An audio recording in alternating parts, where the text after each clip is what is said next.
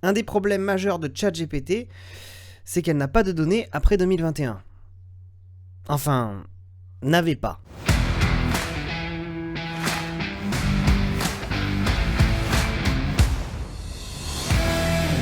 Alors j'en avais parlé dans ma vidéo sur les limitations de ChatGPT, mais en effet, de base, quand on utilise cette IA, elle n'a pas accès à des données qui datent d'après 2021. Donc tout ce qui est données d'actualité, c'était pas la peine de lui demander. Sauf qu'il y a des petits malins, un petit malin, je sais pas combien de petits malins, qui sont amusés à faire une extension pour navigateur qui s'appelle Web Chat GPT.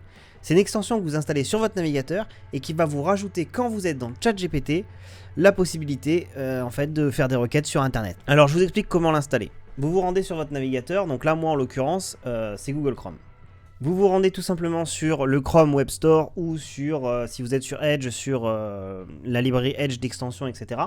Et vous cherchez ici Web Chat GPT. Donc une fois que vous avez installé cette extension, vous retournez sur ChatGPT, vous actualisez si vous ne l'avez pas fait. Alors c'est loin d'être parfait, mais ça reste un système pour avoir des infos fraîches. Donc par exemple, si je veux savoir la météo à Perpignan, parce que c'est la meilleure ville du monde, demain. Et donc en fait, quand vous faites une requête avec cette extension, ce qui se passe, c'est que votre prompt, elle se retrouve ici en tout petit. Vous voyez, et en fait tout le reste, c'est des instructions sur comment interpréter pour ChatGPT les autres éléments que vous lui avez envoyés.